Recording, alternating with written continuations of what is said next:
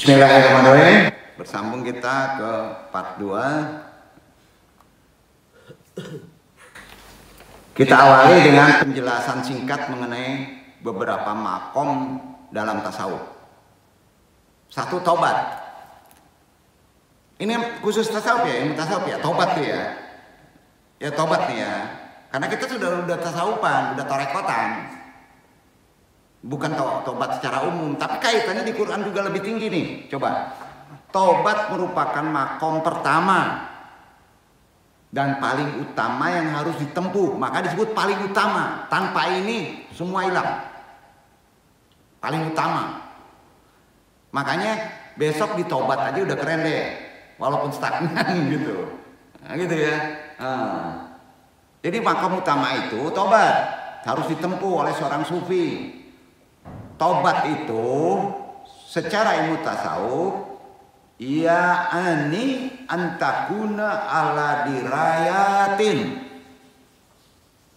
bikotoyaka watandamu alaiha wa antanwi tasina sulukika. Oh, beda maknanya. Artinya berarti sadar. Tobat itu harus sadar. Jangan dipaksa. Kalau belum sadar mau tobat balik lagi tuh nanti. Betul? Berarti sadar. Kemudian baru naik menyesal. Atas apa ya? Udah atas maksiat kita, atas dosa kita. Tapi sadar dulu. Serta setelah kita menyesal baru naik niat. Baru naik. Nah tuh, pertama apa dulu? Sadar. Kemudian menyesal. Menyesal itu di dosa ya. Kemudian baru masuk niat untuk bisa memperbaiki tabiat tingkah laku kita. Itu yang disebut yakni antakuna ala dirayatin bikotoyaka watandamu alaiha wa antanwi tasina sulukika. Tingkah laku kita. Ya, jadi arti kata untuk bisa baik tingkah laku kita. Jadi runutnya gitu. Pertama sadar, kedua menyesal, ketiga niat. Maka tingkah laku kita akan berubah. Tanpa 3 tadi juga tobat tadi keteter nanti. Sadar itu Pak. Sadar itu sulit diikhtiarkan. Sampai sadar itu hidayah. Paham itu? Ada orang sudah taharat tapi nggak sadar juga. Ayo. Jadi sadar itu gimana sih ya? Kalau sayang langsung walaupun dia cingkaha sebut Firaun ini bisa disadarin Allah nggak? Bisa. Jadi sadar milik Allah. Jadi doa kita kalau tempat ya Allah minta sadar. Jangan tidur. Tuh. Aja mungkin yang lebih dalam deh. Itu taubat tuh. Beda ya. Beda ya. Udah pertama tobat paham ya. Yang kedua kan naik ke juhud. Nah, juhud berarti langsung nih ya, dong pahami secara konsep tasawuf ya. Nah, juhud. Harar nafsaka. Ya. Minal atimadi alal dunya wa antil aulawiatal lil akhirati. Oh.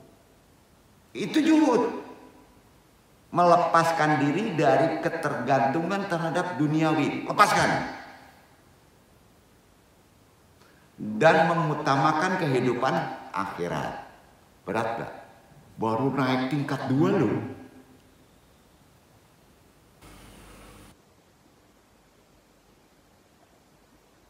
Al-Juhud Acendra. Waduh keren nih. Al-Juhud Ustadz Fauji. Waduh keren banget nih. Nah, cium tangan dia dong tuh. Bener, mengutamakan akhirat aja ya. Rizki ada terus tuh biasanya.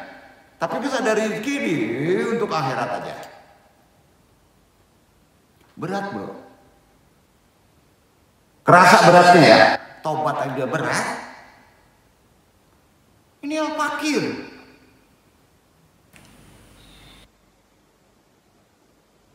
Ya. Nah. Ketiga, wara. Wara artinya gini. Ya. Abta'ada an subuhati.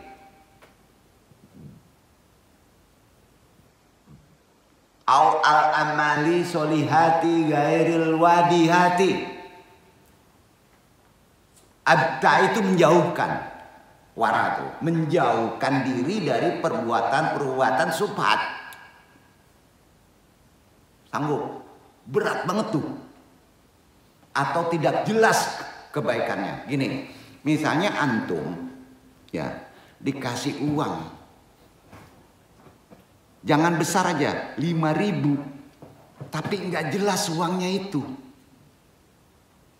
Antum terima nggak?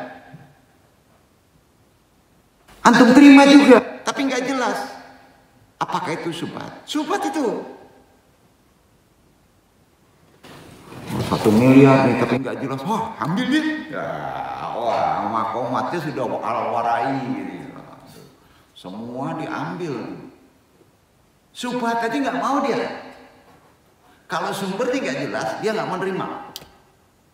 Itu wara. Lebih berat dari juhud nggak? Lebih berat dari juhud loh. Udah makom berapa tuh? 3. Ya. 4. Ini fakir nih. Fakir. Wala natlubu aktara mimma ladina bil faqli. Fakir itu tidak meminta lebih dari apa yang telah ada pada dirinya. Anti doa. Al-fakir itu gak berdoa bro. Udah ada dari dirinya udah alhamdulillah. Dapat sial alhamdulillah. Taruh. Taruh.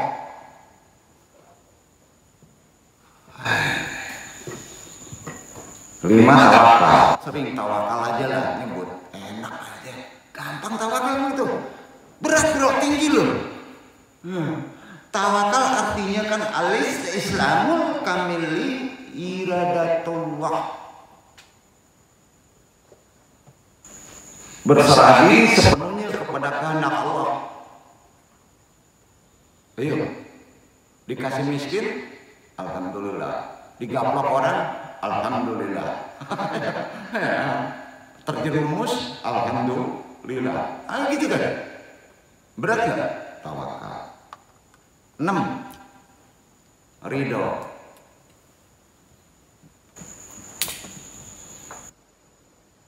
Doa ridho ya. Ilahi yang kita maksudi warid doa maturi. Nah, kita minta aja itu kan. Syukur-syukur dulu ridho. Padahal udah tingkat puncak. Ini yang kurangi dari yang tadi. Cuma 6 aja. Kenapa? Ada rahasia. Taqabbal kullama yadutul laka fi hadalalan. Turido. Menerima semua yang menimpa diri dalam dunia ini. Apa yang menimpa diri antum, alhamdulillah terima. Beda dengan tawakal. Beda. Ridha Allah saja. Jadi kalau antum ridha Allah, ya, sakit gimana? Sakit. Masuk syariat. Kenapa masuk syariat? Karena bukan badan antum. Paham gak? Itu badan Allah. Antum diamani badan Allah. Itu ikhtiarnya. Ya. Maknanya bukan menyepelekan ikhtiari. Kira-kira gitu deh. Makomat ridho itu sulit dibedahnya. Ya. Karena terlalu tingginya ya. Takutnya nanti salah amalan. Udah deh. Maksiat ridho Allah. Aduh, kacau deh. Bahaya itu. Ya. Nah. Jadi saya nggak berani menjabarkan ini, menserahkan kepada ahli ini lagi ya. perjuangan spiritual itu panjang, melalui makom-makom, melelahkan lagi. Bisa kebayang nggak? Ada 7 tadi yang lu sampaikan. Lelah nggak? Di tobat aja udah lelah tuh. Untuk melawan hawa nafsu, lelah nggak? Capek. Kalau nggak ada hidayah Allah, repot. Termasuk ego manusia. Harus kita kendalikan. Itu nempel di kita. Jadi perjuangan makomat spiritual itu melalui tahapannya panjang, melelahkan. Nggak bisa cepat. Ya. Karenanya, itu mesti pahami. Kerasnya perjuangan spiritual ini misalnya dapat dilihat dari kenyataan. Bahwa seorang sufi kadang memerlukan waktu puluhan tahun untuk mencapai duduk satu makomat saja. Hanya untuk bisa bergeser satu stasiun saja. Puluhan tahun. Ke stasiun lainnya itu berat. Enggak ada istilah kereta wus. Enggak ada. Ya, kalau perjalanan rohani itu, kecuali Rasulullah, sekejap mata, 1 hari, Al-Aqsa, langit 7 turun. Kita, rohani saja itu berat. Makanya seorang sufi membutuhkan tahunan untuk mencapai bergeser dari stasiun ke stasiun. Jadi jangan dipaksa. Ikhlaskan kita mengejar ke satu titik makomat saja. Tobat aja dulu. Sudah itu naikkan ke kedua. Udah keren deh. Antum tahu tuh. Perlu ujian. Perlu cobaan yang diikhlaskan. Diikhlaskan harus ngerti fikih juga kan. Aduh berat itu. Masya Allah. Memerlukan waktu tuh. Ya.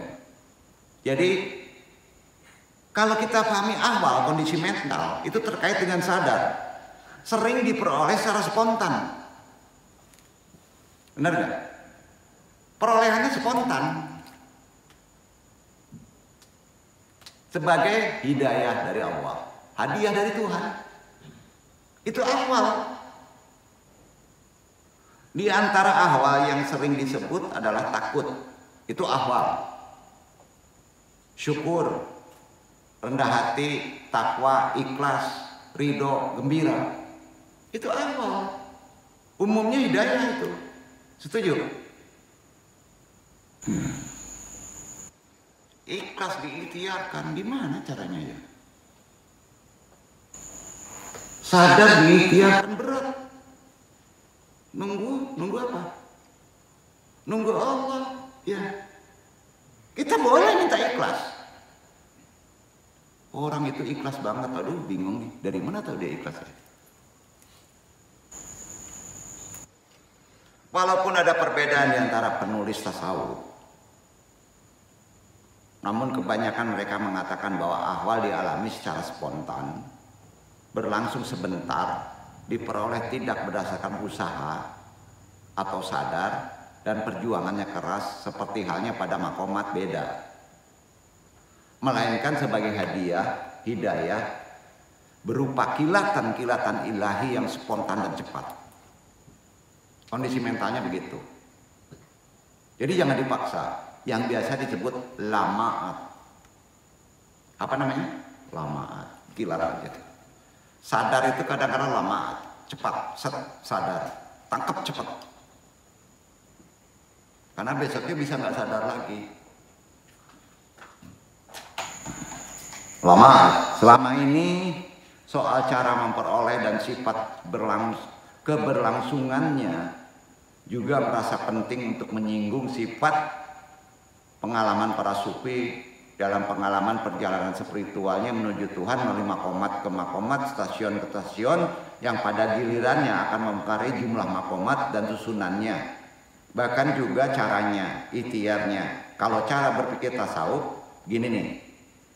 Surga dan neraka itu muazalah bro. Kalau menuju ke sana, jangan ke neraka ya, ke surga gitu ya. Itu muajalah. Muajalah itu nanti menurut umum. Betul? Kan nyebutnya nanti. Surga neraka itu kan nanti. Benar nggak? Ya, pahami ya secara konsep tasawuf ya. Dan ini benar. Nih. Kamu menyembah Allah itu ingin masuk surga, takut menghindari maksiat dan takut sehingga tidak maksiat karena takut neraka. Setuju? Setuju? Setuju ya? Nah. Dan surga itu simbol ridhonya. Pola berpikir tasawuf. Surga itu tertingginya adalah sumber ridho Allah. Ya. Itu yang disebut mu'adzalah. Ya, mu'adzalahnya gitu. Bisa dikatakan iktibarnya. Ya. Neraka simbol bencinya Allah dalam kehidupan sekarang. Jangan nanti. Ya. Terus kata orang-orang tasawuf, cara berpikirnya begini. Allah itu sudah ada sekarang. Orang rohani.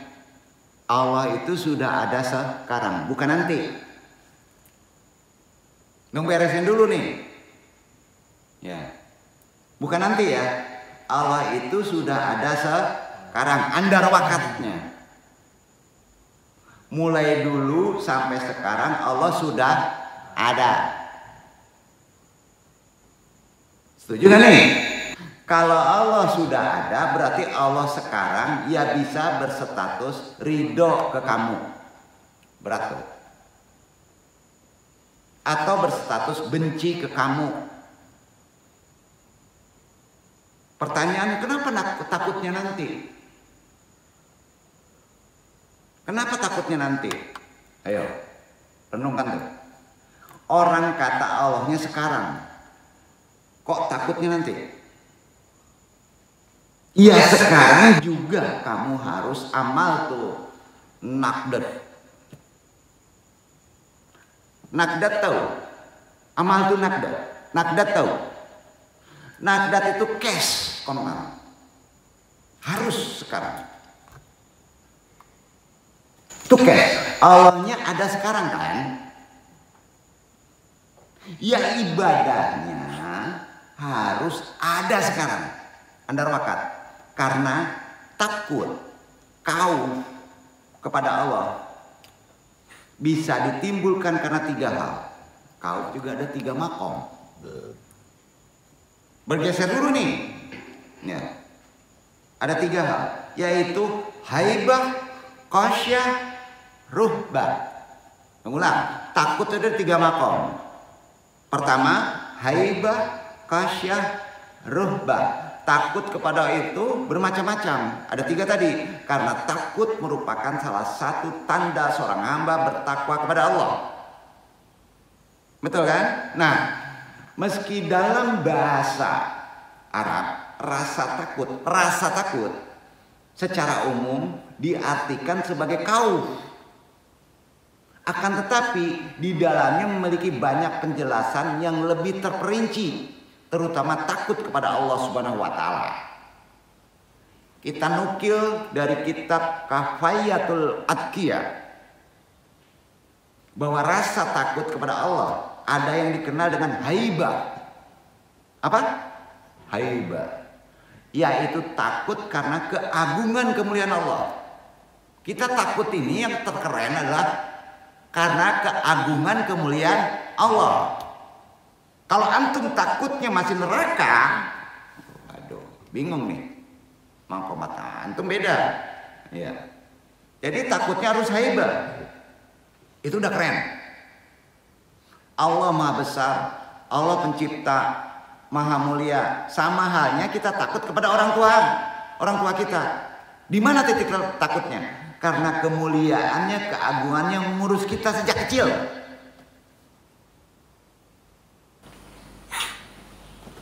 Kebayang nggak ke Allah itu? Takutnya kalau di haibah tinggi kan? Jadi kalau ke manusia ya, ke orang tua itu karena dia ngurus kita waktu kecil, kita nggak bisa membalasnya tuh. Maka kita takut kepada orang tua karena kemuliaannya. Jadi rasa takut yang kedua yaitu khosyah. Pahami? Khosyah. Khosyah ini takut karena didasari ilmu Allah. Tadi kemuliaannya, sekarang ilmu Allah itu luar biasa. Kita takut dengan ilmu Allah dan yang diberikan kepada hamba-hambanya. Ilmu Allah dikapacaan ke hamba-hambanya. Takut yang kedua ini karena didasari oleh ilmu. Seperti yang disebutkan dalam Al-Quran yang berbunyi, perhatikan, innama yakhshala min ibadihi ulama. Benar kan? Apa itu artinya? Sungguh yang takut kepada Allah di antara hamba-hambanya hanyalah ulama. Jadi ulama itu takutnya karena ilmu Allah. Nah, masa antum duduknya takutnya sama neraka? Takut yang ketiga yaitu ruhba. Takut kepada Allah karena ancaman dari Allah. Nah, ini baru yang terbawa. Jangan ke tempat materinya. Duduk nggak? Ancamannya. Takutlah boleh kancam. Itu udah keren juga itu. Tapi kalau ketakut neraka itu bingung antum. Rasa takut ini ditimbulkan karena adanya ancaman dari Allah seperti takut disiksa, takut diajab, takut kena kututup. Khususnya meninggalkan sholat 5 waktu. Karena itu poinnya. Itu sebabnya yang namanya takwa. Menjauhi segala sesuatu, menyibukkan diri sehingga lupa kepada Allah. Itu udah keren. Jadi lupa dengan Allah waktu kita sibuk. Jadi takwa harus meninggalkan sesuatu selain Allah, termasuk dosa-dosa yang masih dilakukan. Karena dosa yang masih dilakukan menjadikan takwanya seorang hamba tidak sah, tidak sempurna di mata Allah. Tapi kalau kita melihat kitab-kitab klasik, kitab-kitab dulu, ya, ulama pada zaman dulu ada yang berperilaku seolah-olah sombong, nggak takut. Ini harus diilmui. Nih tadinya bingung nggak? Antum nyambung ya? Enggak ya? Nah nih, seolah-olah nggak takut. Maka jangan heran kalau ada orang alim yang suka memuji dirinya. Bahkan terkesan membanggakan dirinya. Apakah ini salah satu makomat? Jawab. Atau derajat? Tunggu dulu, jangan dikesani sombong. Apalagi disamakan dengan sifat iblis, si makhluk sombong. Wah, salah tuh. Sudah nonton. Salah satunya adalah ulama sufi yang bernama Syekh Abdul Wahab Asy-Syarani. Kita nukil di kitabnya. Tanbih Al-Muqtarin. Terkesan sombong kalau kita tidak paham dirinya. Karena terkait dengan takut takwa. Kitab Tanbihnya Al-Muqtarin. Beliau menulis sebagai berikut. Baca ya pelan-pelan. Falidallika syarata bi katarina minal akhlaqi alati minallah. Minallah ta'ala biha ala dunya arkani bi qawla. Wahada kulkun garibun lam ajid man takluku bihi fi hadal zamani. Gairahatan bihan lisyami'an alal taqalaka bihi. Wa anna mada'awatuhum ila takluki bihi. Ila bada takluka bihi. Walaula dalika lakanal. Aula bina katama dalika anil ikhwati kabakti ati amalina alati lam naro. Man yatlubu aktida bina fiha idallaha fayidatiha fi ijaril amali ilali hadi syahiin imalik tadan nasubil abdi fiha wa imalu zriraha min babil syukirillah ta'ala la gaira. Kira-kira gitu. Paham kan? Artinya Oleh karena itu, menurut Syahroni, oleh karena itu saya memperjelas banyak akhlak yang dianugerahkan kepada Allah Subhanahu wa taala kepada saya yang tidak didapati ada pada teman-teman saya, dengan mengatakan ini adalah akhlak yang luar biasa. Dan saya tidak menemukan siapapun yang berakhlak seperti itu saat ini kecuali saya, sebagai peringatan kepada para pendengar atau diberikannya akhlak ini. Dan sesungguhnya saya tidak mengajak mereka untuk berakhlak seperti itu sampai saya sudah berakhlak demikian. Dan jika tujuannya bukan karena itu, bukan untuk peringatan, maka lebih baik kami merahasiakannya dari teman-teman saya, sebagaimana perbuatan-perbuatan kami yang lain yang belum pernah kami lihat ada orang yang ingin meneladani kami, karena hal tersebut tidak ada manfaatnya memperlihatkan amal kecuali pada salah satu dari dua hal berikut: agar seseorang meneladani, meniru amal perbuatan hamba yang lain, dan agar memperlihatkan amalnya mereka sebagai rasa syukur kepada Allah Subhanahu wa taala dan tidak ada yang lain. Boleh antum sombong kalau antum sudah berakhlak tinggi dan menyombongkan itu sebagai peringatan dan tarbiyah. Duduk ya. Jadi gini, dalam takbir tadi disebut Syekh Abdul Wahab Asy-Syarani menyebutkan alasan dirinya mengatakan yang terkesan memuji dirinya sendiri, yaitu sebagai peringatan bagi pendengar untuk berakhlak seperti diri Syahrani. Jadi berprasangka baik kalau ada ulama memang keren. Contoh saya, nggak masalah. Tapi dia kan masih kacau balau. Mencontoh saya gimana? Nah, ini dalam konsep tarbiyah. Dan itu dibolehkan memuji diri. Karena dalam tarbiyah sama dengan sedekah diumumkan, amal diumumkan. Nah, yaitu sebagai peringatan bagi pendengar untuk berakhlak seperti demikian. Bahkan beliau mengatakan bahwa jikalau tujuannya bukan sebagai peringatan, bukan sebagai nasihat bagi pendengar, maka lebih baik beliau merahasiakannya. Kalau niatnya untuk peringatan, jangan untuk nasihat. Jadi tidak boleh mengumumkannya kalau akhlak antum belum beres. Makomat itu sudah beda. Dalam kitab tadi beliau juga mengatakan bahwa bolehnya memviralkan. Kalau bahasa sekarang diviralkan ke medsos ya. Mengumumkan amal kebaikan tetapi harus memenuhi salah satu dari tujuan sebagai berikut. 1. An yatima takliduhu wa yusbahu masdara ilhamman lil akhirina. Apa tuh? Agar ditiru menjadi inspirasi bagi orang lain. 2. Li izarin tinnanina lillah subhanahu wa ta'ala. Apa artinya? Untuk menunjukkan rasa syukur kita kepada Allah Subhanahu wa ta'ala. Karena kita diberi hidayah yang akhlaknya baik. Nah, ini terbalik-baliknya aja ya. Ternyata membanggakan diri boleh kalau makamatnya sudah di mana. Ya kan? Nah, bahkan dalam kitab beliau yang lain ada yang disebut kitab Lataif Al-Minan wal Akhlaqi fil Wujubul Tahudus Binimati. Allah ala at-itlaq. Itu nama kitabnya panjang.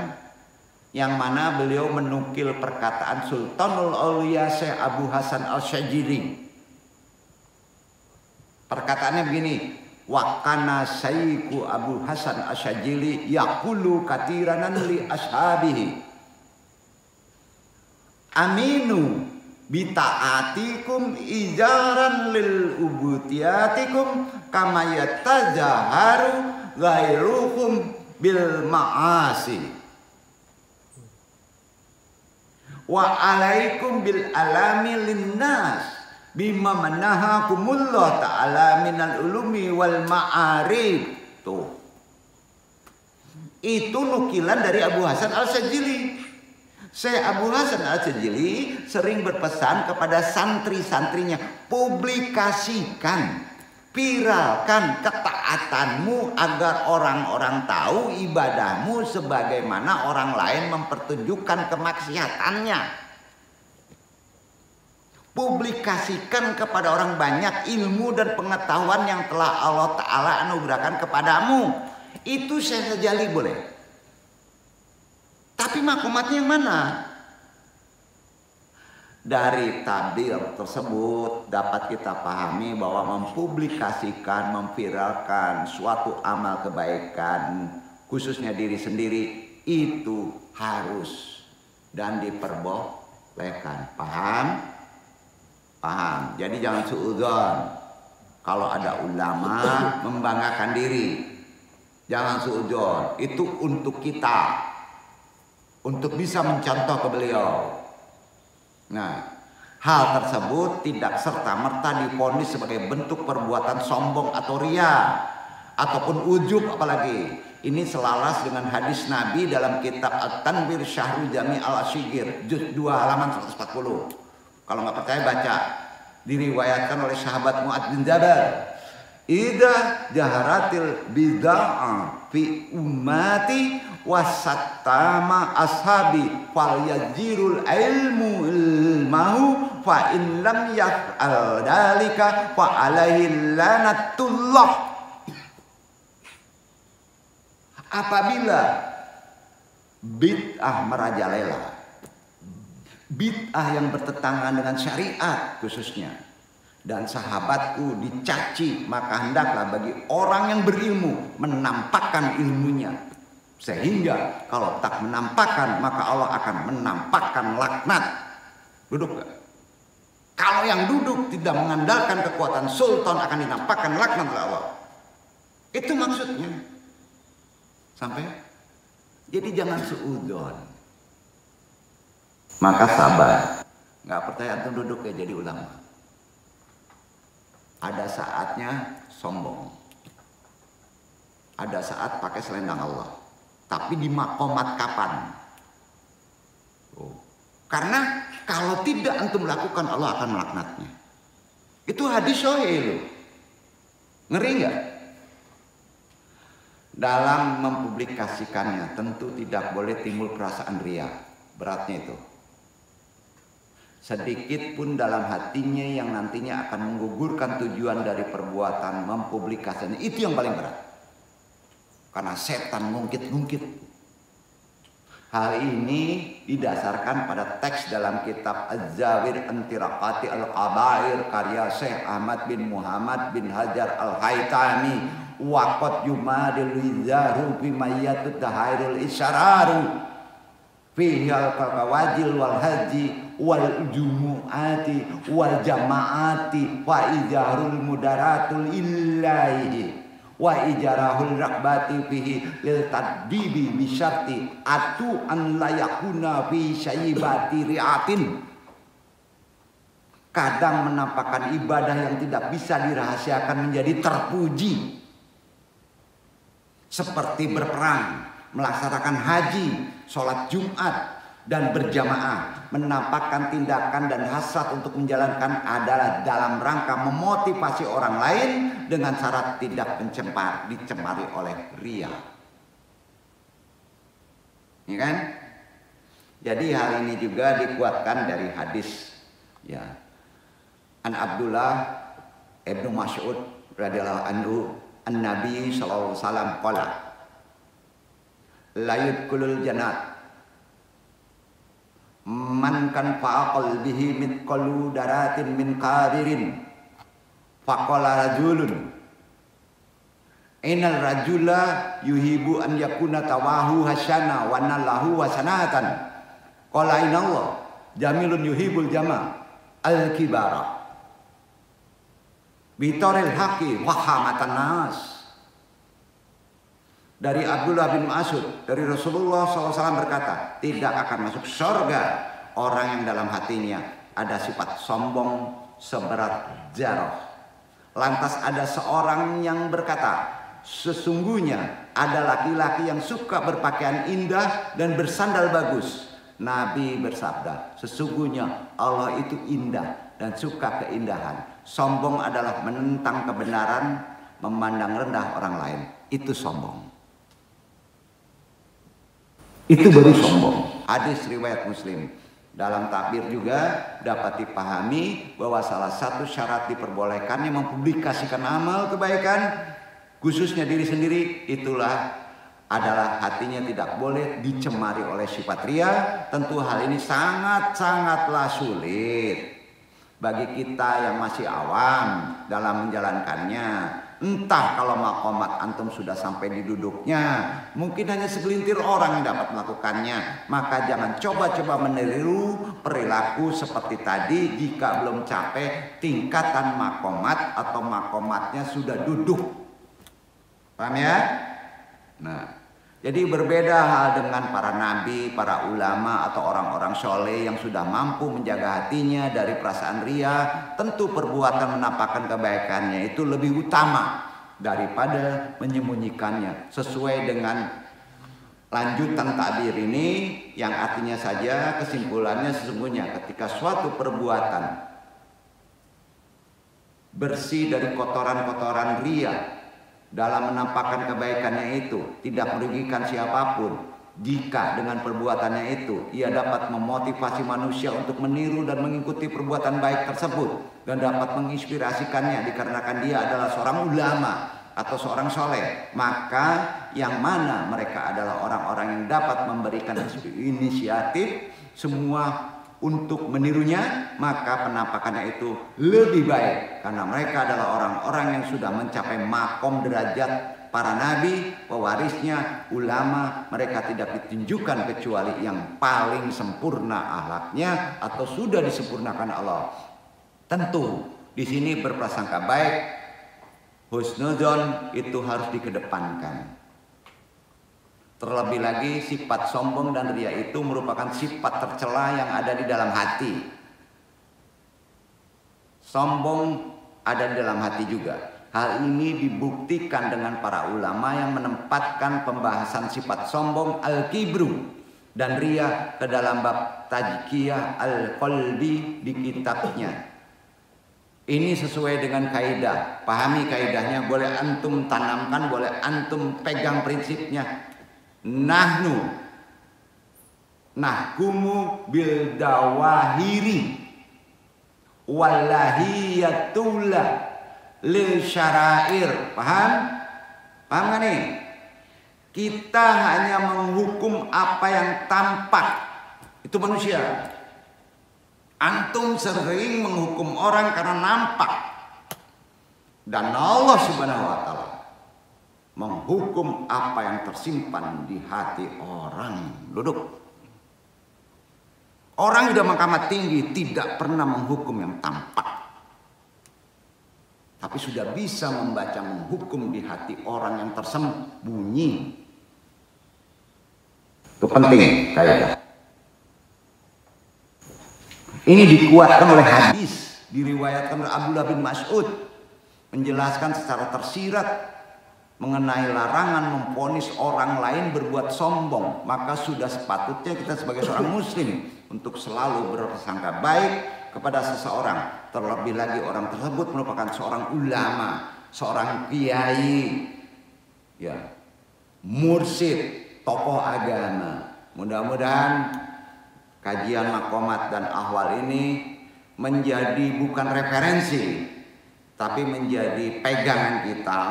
Apakah boleh antum menunjukkan amalnya? Koreksi diri sendiri dulu. Nah, sudah itu prinsip-prinsip, jangan stagnan. Jangan stagnan. Penting. Semuanya sudah ada amalannya. Wabillahi taufiq hidayah. Mudah-mudahan bermanfaat. Wallahu a'lam bishawab. Wassalamualaikum warahmatullahi wabarakatuh.